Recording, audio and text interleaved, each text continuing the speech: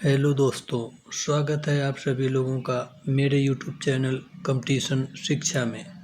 जैसा कि आप लोगों को पता है, हम लोग हिंदी को कवर कर रहे थे, स्पेशली उत्तर प्रदेश पुलिस जो आगामी आने वाली है और उत्तर प्रदेश दरोगा के लिए हिंदी हम लोग कवर कर रहे थे, जिसके अंतर्गत हम लोग अध्याय 1 कवर कर रहे थे, जिसका नाम था हिंदी भाषा का सामान्य परिचय एवं प्रमुख बोलियां। इस अध्याय के अंतर्गत हम लोग टॉप 50 क्वेश्चन कवर करेंगे, जो हमारे आने वाले आगामी एग्ज़ाम में बहुत ही महत्वपूर्ण सिद्ध होगा। इसे हम लोग कह सकते हैं रामबाण, यानी इससे बाहर कहीं भी कुछ जा ही नहीं सकता। अगर आप हिंदी पढ़ रहे हैं तो जो मैं क्वेश्चन 50 बताऊंगा उसे आपको हर हाल में तैयार करना ही पड़ेगा। इसके पिछले वीडियो में हम लोग टॉप 25 क्वेश्चन किए थे। अब यहाँ से हम लोग कंटिन्यू करते हैं क्वेश्चन नंबर 26 से। तो आइए आप लोगों का समय न बर्बाद करते हुए शुरू करते हैं हम लोग क्वेश्चन नंबर 26। निम्नलिखित में से कौन सी बोली उत्तर प्रदेश में बोली जाती है?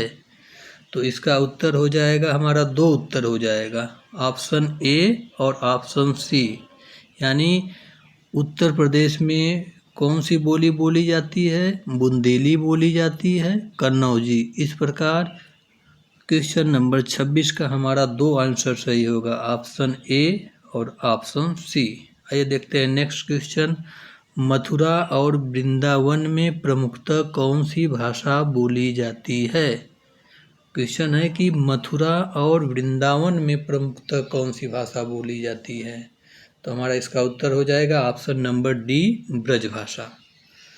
निम्न में से कौन सी बोली उत्तर प्रदेश की नहीं है? अब यहाँ पर ध्यान देने वाली बात यह है कि प्रश्न को हमें ध्यान से पढ़ना है। निम्न में से कौन सी बोली उत्तर प्रदेश की नहीं है? तो इसका आंसर हम लोगों का हो जाएगा Mewati, option number C. Question number 29 है, कौन सी प्राचीन भाषा नहीं है? देखिए ये जो नहीं है ना, उसको हम लोगों को ध्यान में रखना है। कहीं हम लोग जल्दबाजी में करते हैं, पढ़ लेते हैं क्वेश्चन नंबर 29 को कि कौन सी प्राचीन भाषा है, तो इस प्रकार हमारा आंसर गलत हो जाएगा।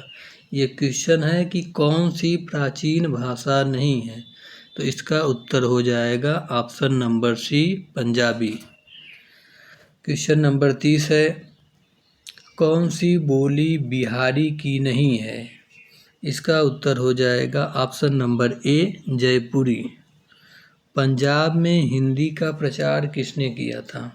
क्वेश्चन नंबर 31 है कि पंजाब में हिंदी का प्रचार किसने किया था? तो इसका उत्तर हम लोगों का हो जाएगा श्रद्धा राम फुल्लौरी ने। नेक्स्ट क्वेश्चन, निम्नलिखित में से कौन सी बोली उत्तर प्रदेश की नहीं है? इसका उत्तर हो जाएगा ऑप्शन नंबर बी, जयपुरी। जयपुरी का स्थानीय नाम क्या है? क्वेश्चन नंबर 33 है, जयपुरी का स्थानीय नाम क्या है? जयपुरी का स्थानीय नाम है ढूढ़ाड़ी, option number D.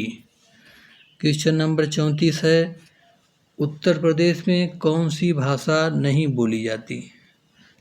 Uttar Pradesh में कौन सी भाषा नहीं बोली जाती है? ऑप्शन नंबर बी, पहाड़ी। यह हमारा उत्तर सही हो जाएगा। आधुनिक भारतीय आर्य भाषाओं का विकास किससे हुआ है?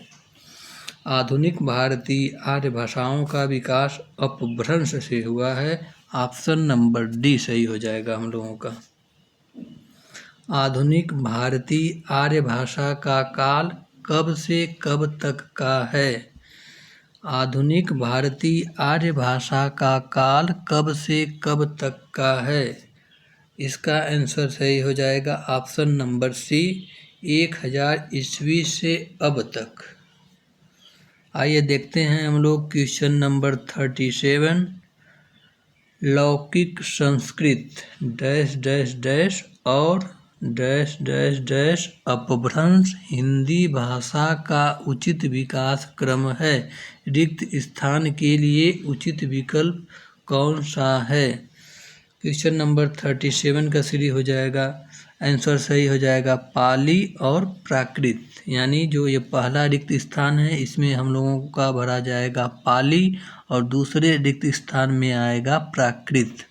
क्वेश्चन नंबर 38 कह रहा है कि हिंदी का मानक रूप किस भाषा में विकसित हुआ? हिंदी का मानक रूप किस भाषा में विकसित हुआ? ऑप्शन नंबर बी खड़ी बोली में। मथुरा, आगरा, धौलपुर, ग्वालियर आदि क्षेत्र में निम्नलिखित में से कौन सी बोली बोली जाती है? कौन कौन सा क्षेत्र है याद करेंगे इसी हम लोग। मथुरा, आगरा, धौलपुर, ग्वालियर आदि क्षेत्र में निम्नलिखित में से कौन सी बोली बोली जाती है? ऑप्शन नंबर सी ब्रज भाषा। क्वेश्चन नंबर 40 है, निम्नलिखित में से प्राचीन भारतीय आर्य भाषा कौन सी है? ऑप्शन नंबर डी वैदिक संस्कृत जो है ना, प्राचीन भारतीय आर्य भाषा है। दिए गए विकल्पों में से द्रविड़ परिवार की भाषा कौन सी है?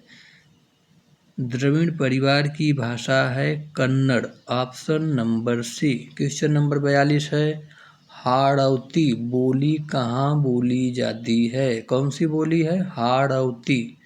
तो इसका उत्तर हो जाएगा राजस्थान। राजस्थान में हाड़ौती बोली बोली जाती है। क्वेश्चन नंबर 43 है, राघड़ी बोली कहाँ बोली जाती है? ऑप्शन नंबर 43 का आंसर हो जाएगा हरियाणा में। देखिए ये क्वेश्चन यूपीएसआई 2017 में आया हुआ है। ये हम जितने भी प्रश्न आप लोगों को करा रहे हैं वह प्रीवियस ईयर यूपीएसआई और यूपी पुलिस और अदर एग्जाम में कहीं न कहीं वह आया है। आइए देखते हैं क्वेश्चन नंबर 44, इनमें से कौन सी बोली मध्य प्रदेश की प्रमुख बोलियों में से नहीं है? Option number C Bangru. आइए देखते हैं हम लोग क्वेश्चन नंबर 45, बघेली बोली किस क्षेत्र की बोली है? बघेली बोली बोली जाती है जबलपुर में। Option number C. Question number 46 है, पुरानी हिंदी, उर्दू और अंग्रेजी के मिश्रण से उत्पन्न नई जबान कौन सी है? क्वेश्चन नंबर 46 का आंसर हो जाएगा हिंदुस्तानी भाषा। Option number D. पश्चिमी हिंदी की कितनी बोलियां हैं? पश्चिमी हिंदी की 5 बोलियां हैं। ऑप्शन नंबर डी सही हो जाएगा। अब ये देखिए आपका यूपी टीजीटी परीक्षा 2011 में यह प्रश्न हम लोगों का हूबहू आया हुआ है। क्वेश्चन नंबर 48 में देखते हैं, किसी सीमित क्षेत्र में बोली जाने वाली स्थानीय भाषा को कहते हैं? ऑप्शन नंबर सी हो जाएगा हम लोगों का बोली। आइए हम लोग नेक्स्ट पेज कंटिन्यू करते हैं। क्वेश्चन नंबर 49, भाषा को बोलते समय होने वाले उतार चढ़ाव को क्या कहते हैं? इसे कहते हैं अनुतान। Option number C. Question number 50 है, रोमन लिपि का प्रयोग किस भाषा के लिए नहीं होता है? तो क्वेश्चन नंबर 50 का आंसर हम लोग हो जाएगा option number C Kullui. Question number 51 कह रहा है कि जनगणना 2001 के हिसाब से भारत में निम्नलिखित में से सबसे अधिक कौन सी बोली जाती है? कौन सी भाषा बोली जाती है? क्वेश्चन नंबर 51 का हम लोगों का आंसर हो जाएगा, 2 आंसर हो जाएगा, बंगाली ऑप्शन नंबर ए और option number D Gujarati. Question number 52 है, कन्नौजी बोली मुख्य रूप से निम्न में से कौन से जिले में बोली जाती है? कन्नौजी बोली आपकी बोली जाती है फर्रुखाबाद और कानपुर में।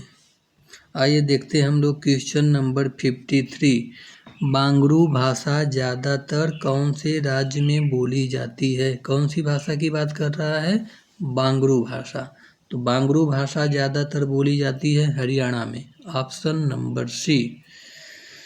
हिंदी के स्थान पर अंग्रेजी को सन 1855 में भारत की शिक्षा और प्रशासन की भाषा के रूप में किसने स्थापित किया था? Option number A, Lord Macaulay ने। ये देखिए आपका महत्वपूर्ण क्वेश्चन है, इसे आप लोग एकदम रट डालिए, चाहे जैसे रट डालिए।